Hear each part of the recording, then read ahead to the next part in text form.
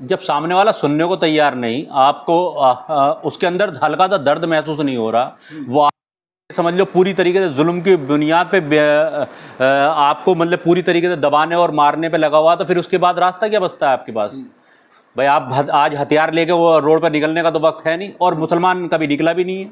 अपनी देश की अखंडता के लिए मुसलमान ने हर कुर्बानी दी है, तो क्या वो अपने लिए कुर्बानी नहीं देगा? जो अगर ज़रूरत पड़ी तो मुसलमान जेल भरो आंदोलन की भी शुरुआत करेगा, और इस पैमाने पे होगी कि देश में जेलों में जगह कम पड़ जाएगी।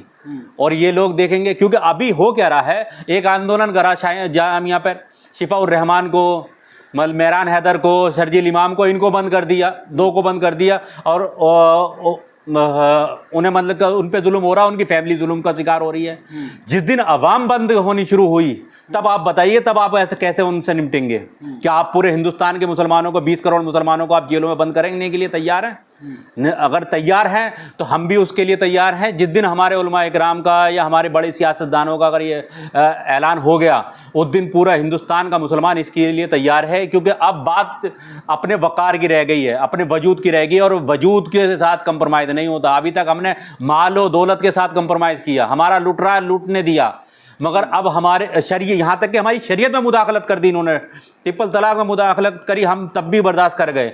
मगर आज हमारे वजूद की लड़ाई रहेगी। आज वो ज़मीनें हमसे छीनी जा रही है, हमारी मस्जिदें हमसे छीनी जा रही हैं, हमारे मदरसे हमसे छीने जा रहे हैं, हमारा मुस्तकबिल छीना जा रहा है। तो हम जेल भर हो क्या, मतलब कि हम पे जो भी जमहूरियत के एतबार से किया जा सकता है हम वो चक्रब करेंगे, चाहे पूरी जेल भरनी पड़े, माँ बहन सब, मतलब कि हम सब जेल में जाने के लिए तैयार बैठे। जिस तरीके से वक्फ बिल अब पास हो चुका है, कानून बन गया, अभी तक बिल था, क्या लगता है आपको कि कहा जा रहा है कि प्रदर्शन होगा शाहीन बाग की तरफ पर, एक और शाहीन बाग बनेगा, तो बिल को आप मान रहे हैं या फिर सरकार का विरोध करेंगे?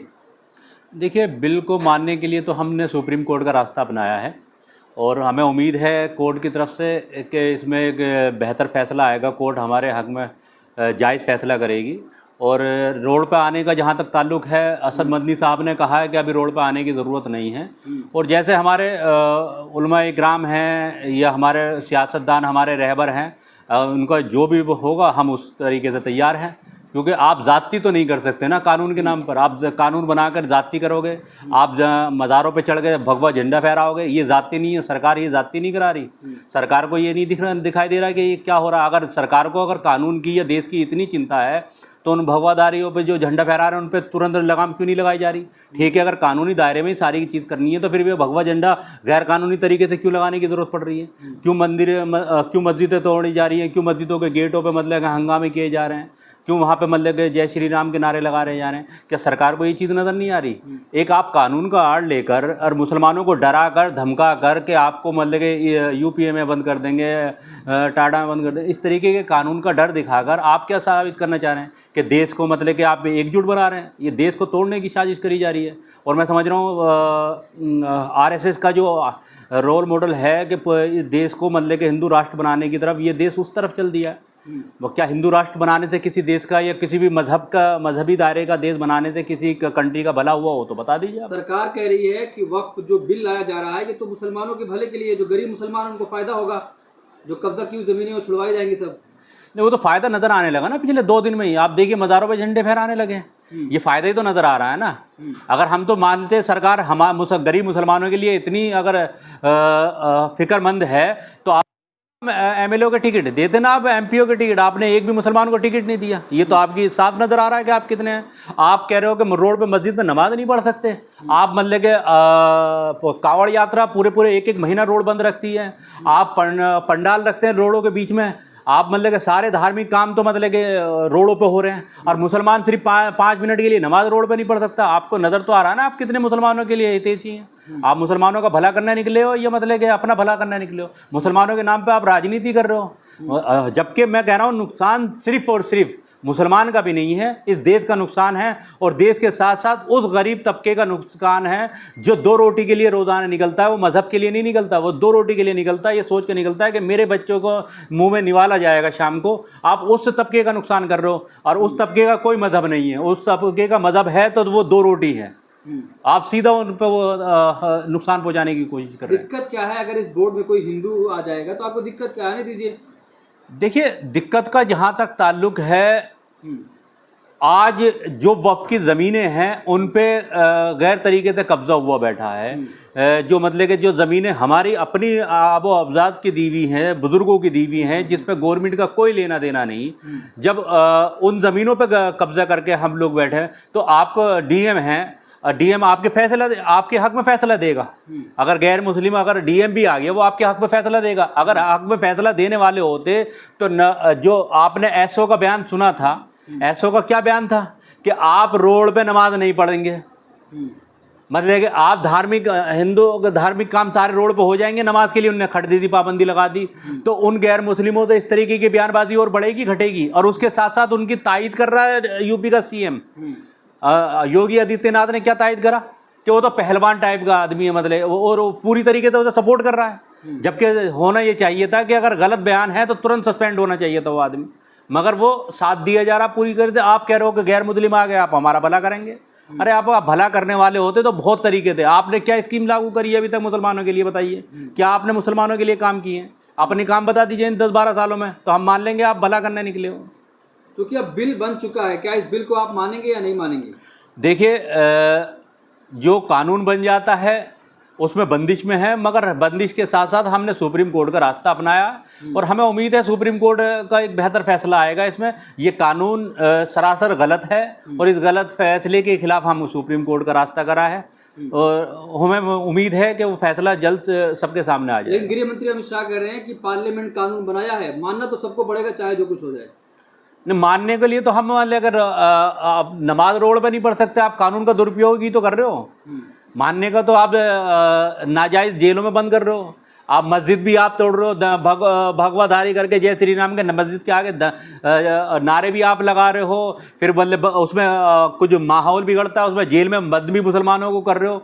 तो आप कानून का ये फ़ायदा उठा रहे हो। आप कानून का इसीलिए कानून बना भी रहे हो आप कि आप पूरी तरीके से उसका फ़ायदा उठा सको।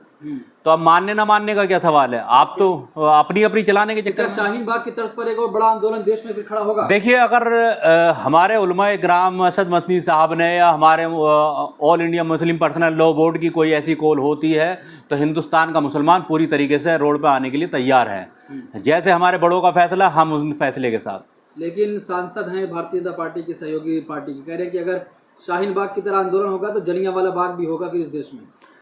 देखिए जलियांवाला बाग में भी शायद उन्होंने एग्जाम्पल उसका गलत दे दिया। पहली बात तो उन्होंने अपना एग्जाम्पल देते हैं और वो एग्जाम्पल उनके पास कोई है नहीं। जलियांवाला बाग में भी सीनों पे गोली खाने वाले भी मुसलमान ही थे।